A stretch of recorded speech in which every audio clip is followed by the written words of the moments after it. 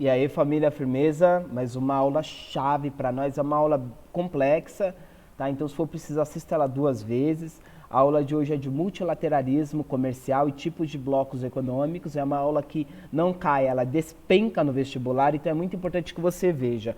É uma aula que a gente vai apresentar muitos conceitos, né, específicos, e não necessariamente você precisa decorá-los, você não precisa. Você precisa entender a ideia geral e eu vou estar pontuando exatamente os momentos fundamentais para que você preste atenção e destaque no seu caderno, beleza? Então vamos lá.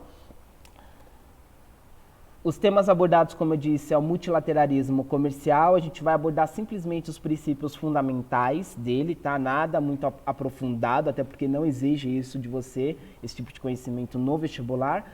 E os tipos de blocos, certo? E a gente vai citar 3 tipos de bloco: a União Europeia, o NAFTA e o Mercosul. Existem outros blocos, Victor? É óbvio, mas são os 3 blocos que mais caem no vestibular, beleza?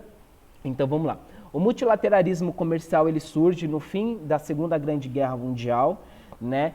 E ele tem como condição fundamental a existência de um país hegemônico que ocupe essa posição. E essa oposição é ocupada inicialmente ocupada até hoje, inclusive, né?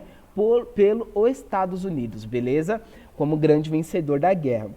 Os princípios existentes nesse arranjo, né? Ele possui tendência que incorpore os valores desse país hegemônico, tá? Então a forma desse país fazer comércio, a forma dele lidar com os países que não aderem a esse tipo de comércio, o tipo de vida, o modo de vida americano, tudo isso é incorporado nesse multilateralismo comercial. Então ele não tem caráter unicamente de comércio globalizado, mas também um caráter ideológico de economia, beleza? Como eu disse, o multilateralismo ele não é um conceito fechado, ele não é um conceito terminado até hoje. Existem muitas divergências, o que não é o multilateralismo comercial. Então, por isso, você não precisa saber essa porra, entendeu? O conceito fechado, até porque é discutido até hoje. A gente vai aderir ao conceito do Mello, tá? De 2011, que ele é um sistema de interação estatal no qual cada membro, cada país busca estabelecer relações com um conjunto dos demais países. E essas relações elas obedecem o arranjo e as tendências e os valores do país hegemônico, tá? Além disso, ao invés, né, de priorizar ações unilaterais ou bilaterais, que é aquilo que vai ser priorizado nos blocos econômicos. Então a gente vê que o multilateralismo ele beneficia o país muito hegemônico, né? O país hegemônico. Mas a gente vê que esse movimento comercial, ele é completamente o inverso do que vai acontecer nos blocos econômicos. Então, o país que ganha muito com esse tipo de multilateralismo comercial, ele vai fazer resistências para aceitar os blocos comerciais. Porque os blocos comerciais é um grupo de país comercializa com outro grupo de país.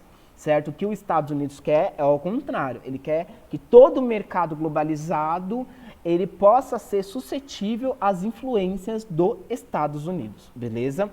Então aqui a gente vai citar 5 pontos para você entender uma questão mais geral desse multilateralismo. Você não precisa, presta atenção, decorar essa porra, não vai fazer isso, irmão. Eu vou ficar puto, entendeu?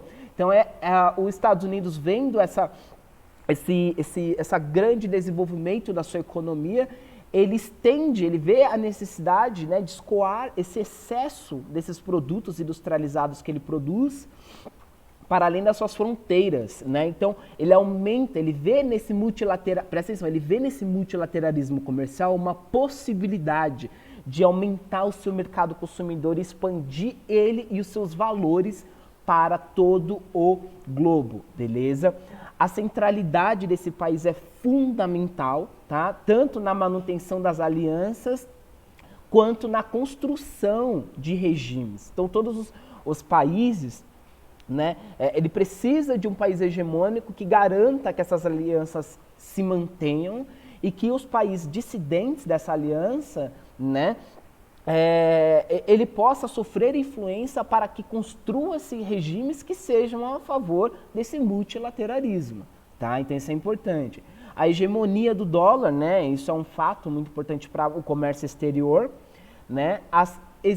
a existência de mecanismos domésticos capazes de pressionar países que não aderissem às regras do jogo, tá? É aquilo que casa junto com a parte B, certo? E a E, que é a aceitação dos princípios estadunidenses mais gerais de comércio, que é aquilo que a gente estava falando no slide anterior, como cláusula da nação mais favorecida. Então, a nação mais favorecida, né, ela tem a função aí, né, de expandir os seus valores de comércio, tá?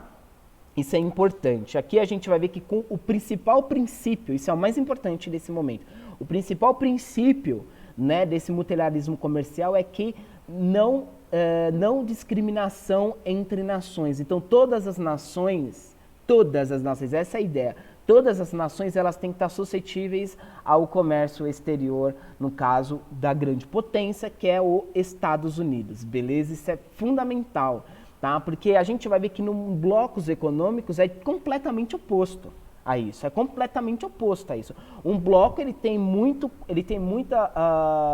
propriedade com outro, com os membros do mesmo bloco, né? Só que um bloco com outro bloco é um comércio desigual, é um comércio que possui muitas restrições, tá? E não é isso que acontece no multilateralismo, tá? Os Estados Unidos, inclusive, vai fazer bastante pressões para que não ocorra a formação. Ele vai demorar, ele vai pressionar para que os outros países não aderem aos blocos econômicos, porque eles vão estar suscetíveis a outros valores comerciais e não mais do hegemônico estadunidense, certo? Como ele também vai demorar para aderir a esses blocos, tá? Ele vai ser um dos últimos a aderir, tá?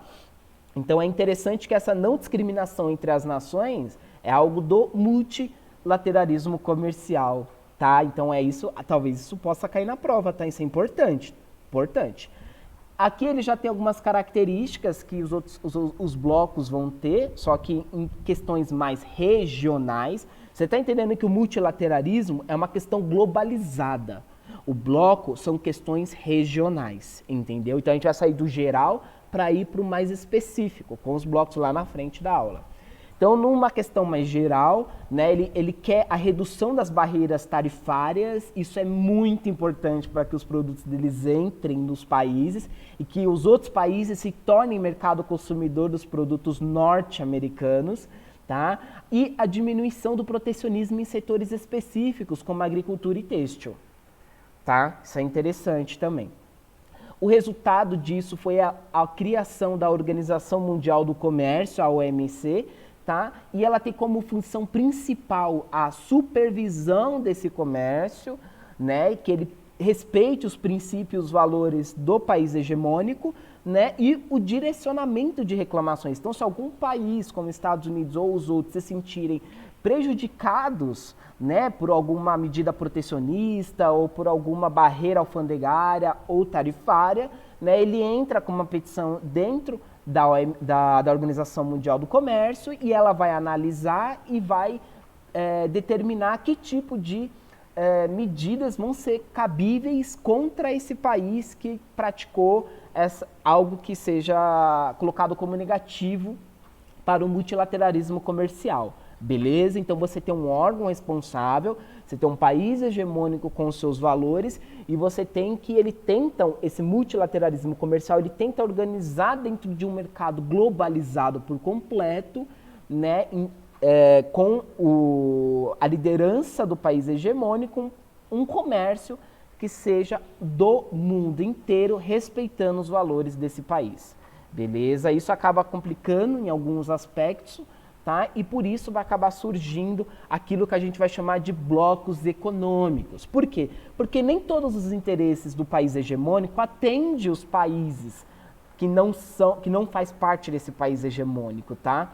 Então, não necessariamente a gente tem que o multilateralismo comercial ele é algo que beneficia os países mais fracos em relação ao país hegemônico, tá? Então começa a surgir, já também no final da Segunda Grande Guerra, blocos econômicos, que são questões mais regionais. União entre países, né? Não mais do mundo inteiro, mas a união entre países para favorecer esse tipo de comércio. A gente tem 4 tipos de blocos, tá?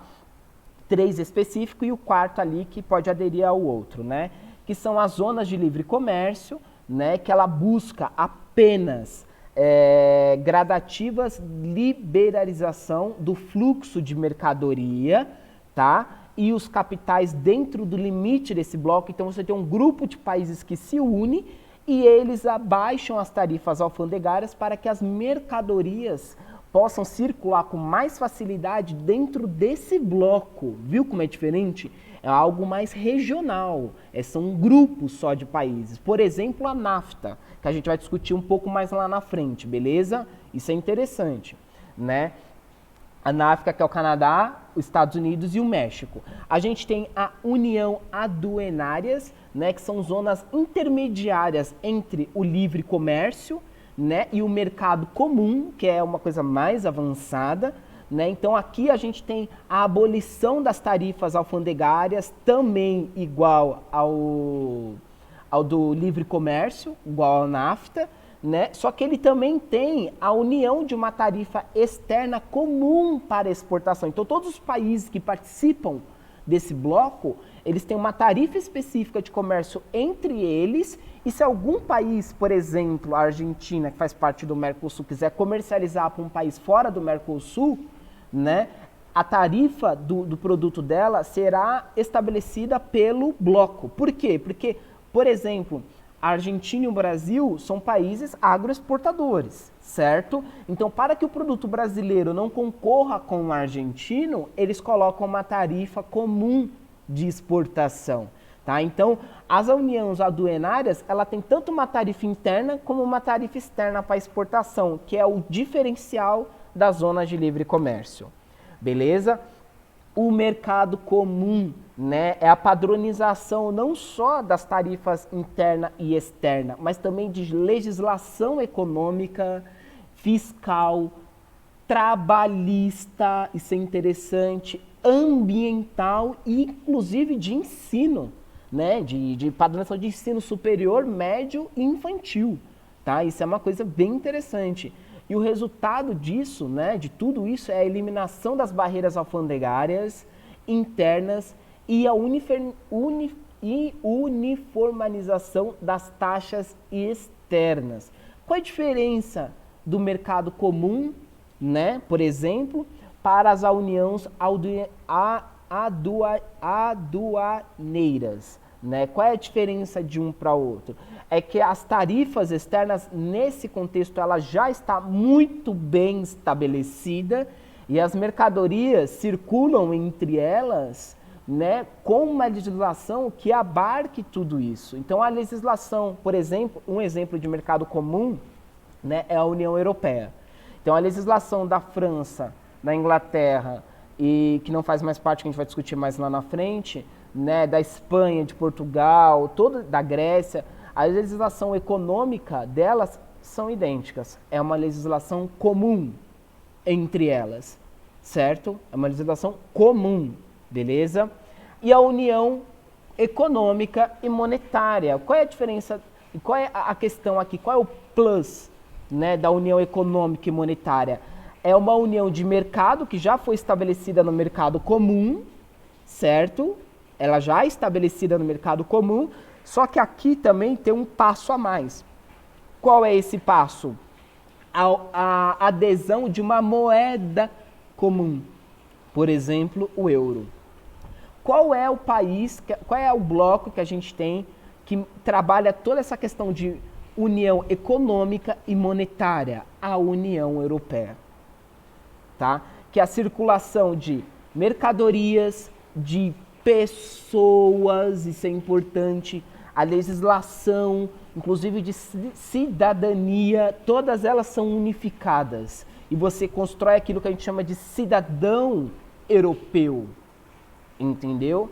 Então, ela sai de uma união de mercado comum e ela vai para uma união econômica e monetária. Ela vai além, ela ultrapassa tudo isso. Beleza? Aqui é tipo o ápice disso, né? Tanto que a União Europeia é o exemplo de bloco econômico mais avançado nas discussões atuais, tá? A União Europeia ela foi criada, né, a partir do Tratado de Roma, isso não precisa saber, né, que foi dia 25 de março de 1957, posterior à Segunda Guerra Mundial, né? Os Estados Unidos fez grandes pressões para que não criasse, mas quando ele não resistiu mais, ele cedeu. Por que ele cedeu? Isso tem a ver com os objetivos, né? O primeiro objetivo é recuperar a economia dos membros devastado pela Segunda Guerra Mundial e espantar o espectro socialista. Então, a gente tem a Guerra Fria, tanto os Estados Unidos, né, com multilateralismo comercial, e a União Soviética. Então, a União Soviética, ela, nesse contexto de devastação da Europa, essa ideologia socialista ela acaba se tornando muito atraente para esses europeus. Muitos países do leste europeu se aderem à União Soviética. Então, para barrar esse avanço desse tipo de ideologia econômica, certo? Eles constroem aí, eles fazem o Tratado de Roma para segurar e tentar barrar esse avanço, reconstruir esses países e impedir que eles sejam captados pelo socialismo, beleza? Mas não é só pelo socialismo, mas também pelos avanços e deter os avanços e a influência econômica norte-americana, entendeu? Então, os Estados Unidos, ele só apoia a União Europeia por causa que ela tinha como objetivo barrar os avanços socialistas, entendeu? Porque isso é algo completamente contrário ao multilateralismo estadunidense. Por quê? Porque agora a União Europeia ela vai fazer regras para o seu próprio comércio, regras que talvez não atenda os interesses hegemônicos dos Estados Unidos, entendeu? Então ele só apoia pela questão da União Europeia barrar. Isso é muito interessante, tá? Esse objetivo você precisa saber. Você precisa saber, tá? Você precisa saber. Porque cai essa porra, tá? Aqui a gente vai falar a estrutura, mais ou menos. É importante lembrar que em 57 não se fundou a Europeia, ela caiu como meteoro e é o que a gente tem hoje. Não, é um processo um processo que ocorre, né? Então a gente tem primeiro a união de mercado, aí depois a gente tem a união de uma legislação, a união de circulação de pessoas, baixa as barreiras tarifárias, baixas as barreiras alfandegárias, né? Depois começa a circular essas pessoas e isso cada um tem um processo, cada um tem um tratado que não é interessante que você saiba. Mas é importante que você tenha um pensamento crítico que a União Europeia ela não foi fundada em 57, tá? Mas o objetivo é importante. Mas a partir de 57 faz um processo que lá só em 2006 vai se consolidar com a criação do euro, né? Que é o ápice do bloco, beleza? Então a gente tem a Convenção de Schengen, né, que é a supressão gradativa do controle das fronteiras entre países para circular mais mercadorias e também, isso é importante, e também de pessoas, isso é um diferencial desse bloco, tá? A Carta dos Direitos Fundamentais, né, que garante direitos a todos os cidadãos que participam desse bloco, então os direitos são comuns a todos. Então, para que um país se adere, consiga entrar dentro desse bloco, ele precisa estar alinhado com isso, ele precisa estar alinhado com as cartas de direitos fundamentais, ele precisa, tanto em questão de salário, de salário mínimo, de qualidade de vida, qualidade de ensino, tudo isso tem que estar muito bem especificado, tá? Então, sem isso estar aderido, eles não conseguem adentrar esse bloco, a União Europeia rechaça os países, tá? Além disso, você cria, né, um parlamento europeu. Isso é interessante, né? Você cria um parlamento europeu para decidir e fazer... O que um parlamento faz? Ele faz leis. Leis para quê? Para a União Europeia. Leis comuns para a União Europeia. Você vê que é uma questão além do mercado? Vai muito além do mercado comum. Entendeu? Esse é o diferencial. Ela vai muito além do mercado comum. Mas ela não tem só um parlamento europeu, ela tem uma comissão europeia que é, como a gente pode dizer hoje, como um executivo. Ela vai executar as leis que o parlamento europeu vai fazer, tá? E a gente tem também a criação de um bloco militar europeu ocidental, né? Ai, Victor, você falou lá numa aula lá atrás sobre a OTAN, sobre a expansão da OTAN, que é um bloco do Atlântico Norte, né, que é um bloco liderado pelos Estados Unidos, né? Isso não dá conflito entre esse bloco da União Europeia Ocidental com a OTAN? Não, né? Inicialmente eles criam esse bloco, só que eles aderem ao calibre 762 da OTAN, eles aderem às estratégias militares da OTAN, tá? Mas é mais como um refúgio, né? Para não ficar totalmente submisso ao poderio militar norte-americano, eles também criam um poderio militar junto da União Europeia. Isso é interessante, tá? Então você vê que aos poucos esses países europeus eles se reconstroem e eles tentam se afastar cada vez mais do que do domínio hegemônico norte-americano. Você vê que é completamente diferente do multilateralismo comercial, tá? Isso é interessante, beleza? Os objetivos da União Europeia é importante que você saiba, tá? Isso geralmente cai bastante, tá? O NAFTA, tá? Agora a gente vai para outro bloco. O NAFTA, tá? Ele tem como membro o Canadá, os Estados Unidos e o México. É interessante ressaltar, né, que os Estados Unidos ele só produz o NAFTA muito posterior. Se eu não me engano, o NAFTA é de 1994. Né? Em 57 a União Europeia já estava organizando um bloco, né?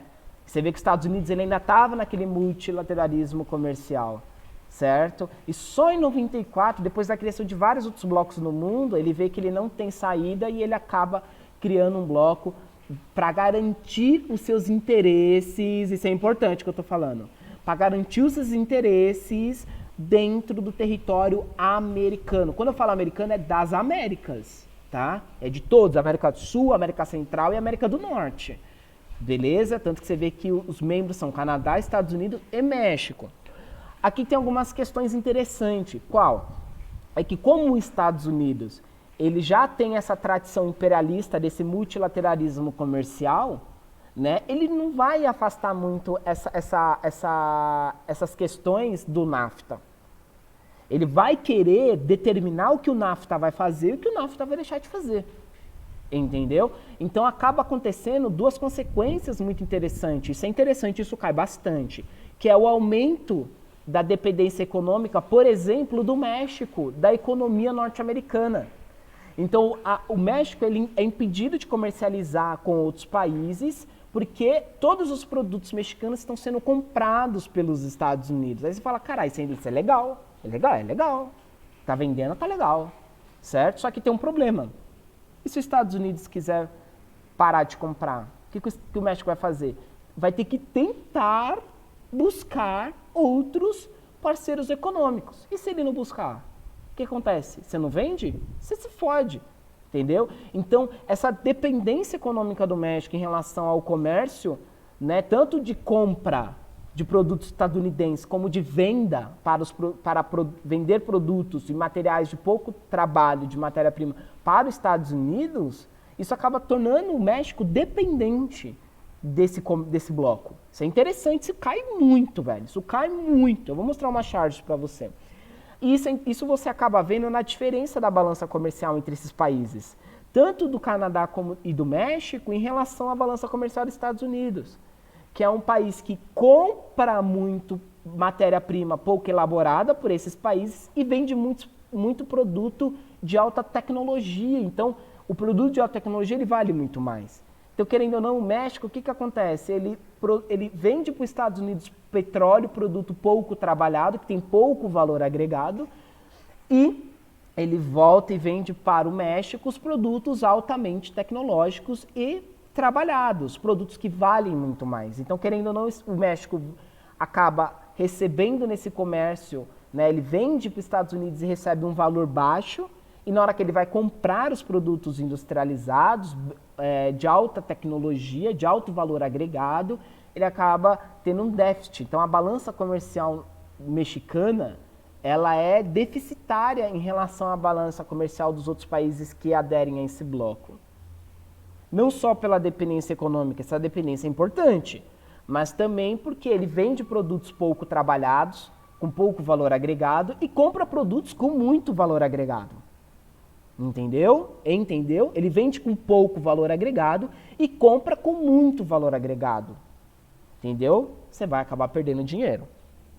Aqui a gente tem uma charge, né, do Trump, né? O que é aquilo que a gente estava dizendo do multilateralismo comercial, né? Os Estados Unidos, ele não abandona esse caráter imperialista dele. Então ele vai definir o que vai ser o NAFTA, o que o NAFTA vai fazer, o que o NAFTA não vai fazer.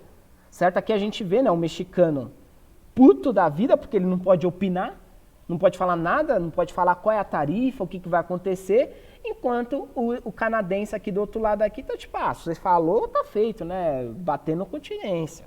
Beleza? Enquanto o Trump tá cagando e andando aqui fazendo o que ele bem entender, né? Aqui a gente tem outra charge, e mano, isso cai bastante, a charge cai bastante, por isso que eu tô mostrando.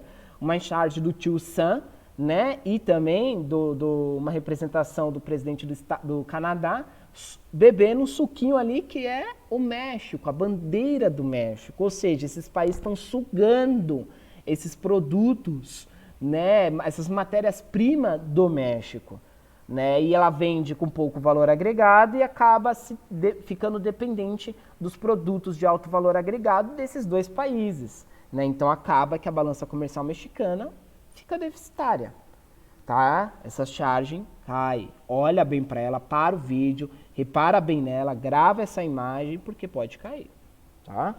Outra coisa, o NAFTA, ele tem uma característica importante, é só de circulação de mercadorias. Então, ele baixa, olha, isso é importante que eu estou falando, ele baixa as barreiras alfandegárias, as tarifas alfandegárias, mas ele aumenta os muros da circulação de pessoas. Entendeu? Ele abaixa as barreiras alfandegárias e aumenta os muros da circulação de pessoas. Entendeu? Por que é importante isso? Por que é importante? Por que o vestibular cobra isso? Porque, por causa do comércio desigual entre os países desse bloco, que não deveria ocorrer isso, mas pelo comércio desigual, você vê que o México ele tem uma qualidade de vida muito inferior aos outros dois países, mesmo ele sendo do mesmo bloco. Que é interessantíssimo, né? Porque o bloco é para que todos os países se desenvolvam, né? Mas o México não consegue acompanhar o ritmo, por causa exclusivamente também não por causa exclusivamente, mas por causa também da balança comercial. Entendeu? As empresas norte-americanas, elas vão para o México, entendeu? Mas as empresas mexicanas não podem ir para os Estados Unidos, ou as pessoas não podem ir para os Estados Unidos. Isso é muito importante, velho. Baixar as barreiras alfandegárias e aumenta as barreiras de circulação de pessoas. Isso é muito importante. Presta atenção. E o Mercosul, o último bloco que a gente vai falar aqui, a gente tem um link, tá, do Mercosul, se você quiser clicar para ver o site deles. Tá? Aqui não é importante você saber os membros, foda-se os membros, tá? Mas a gente tem aqui como Argentina, Brasil, Paraguai, Uruguai e Venezuela como membro efetivo, né? Os associados, a Bolívia, Chile, Peru, Colômbia, Equador, Guiana e Suriname, e os membros observados para ver se eles podem entrar ou não, a Nova Zelândia e o México. Né? Interessante que você vê que o México, né, ele viu que o bloco NAFTA ele não ia trazer grande desenvolvimento para ele. No caso, só submissão, entendeu? A hegemonia dos Estados Unidos. Então ele busca outros blocos econômicos para que ele tenha um desenvolvimento econômico. Isso é interessante. Aqui é importante que eu vou falar. Os objetivos do Mercosul, que é estabelecer uma zona de livre comércio, mas não só de livre comércio, estabelecer tarifas iguais, tanto interna como externas. Então, se a Argentina quer comercializar com o Brasil, a tarifa é igual. E se a Argentina quiser comercializar carne para outro país, é a mesma tarifa da carne brasileira, para que os dois produtos não concorram. Entendeu? Para que o bloco inteiro venda isso. Certo? Para que todos lucrem com isso, entendeu? Além disso, você tem a coordenação de políticas macroeconômicas, políticas de desenvolvimento econômico desses países, né? E a harmonização de sua legislação em áreas pertinentes, né? Isso é interessante, a gente vê aqui que esse bloco ele já é um bloco bastante avançado e ele tem tendência a avançar cada vez mais. Não só para um mercado comum e para barreiras externas, barreiras alfandegárias, tarifas alfandegárias externas, comum, mas também legislação e políticas macroeconômicas de desenvolvimento. Então ele vai para além disso, ele vai para além de um mercado comum, ele vai para além e ele busca tentar fazer um paralelo, né? Ele se inspira muito esse Mercosul no bloco econômico da União Europeia. Então, como a União Europeia ela passou por um processo de avanço, o Mercosul também passa por esse processo de avanço. Aqui é importante destacar, isso pode cair, presta atenção, isso pode cair, que a República Bolivariana da Venezuela, ela se encontra suspensa, tá? Por quê? Por que ela se encontra suspensa? Ela é um membro efetivo do bloco. Mas por que ela se encontra suspensa? Porque ela foi julgada pela Assembleia do Mercosul, né, por ter violado o artigo 5 do protocolo de Ushuaia, que são protocolos democráticos e de liberdade de expressão dentro do país. Então, os conflitos que estão acontecendo dentro da Venezuela, presta atenção, os conflitos que estão acontecendo dentro da Venezuela, tá? Ele tem respingos no bloco econômico. Então, você vê que é um bloco que ele vai além do mercado comum. Ele vai para expansão de direitos humanos comum entre esses países. Se um país viola, ele fica suspenso, entendeu? E o Estado, né, plurinacional da Bolívia, ele se encontra em processo de adesão. Então a Bolívia está nesse processo de aderir, entrar nesse bloco. E como que ela vai aderir? Fazendo legislação comercial e também fazendo legislações educacionais, de direitos, entre outras coisas. Tá? Então você vê que é um bloco muito além de um mercado comum, beleza? Então a aula é isso, né? Tem vários outros blocos, é uma aula complexa, com muito conteúdo, então é necessário talvez você veja ela 2 vezes, mas eu vou estar na monitoria para vocês tirarem as dúvidas, então vem com as dúvidas, porque se não tiver dúvida é mentira, né, parça? É muita coisa, beleza? Então vem e depois a gente vai já fazer uma emenda na monitoria para o que a gente vai falar nas próximas aulas, beleza? Tamo junto, é nóis.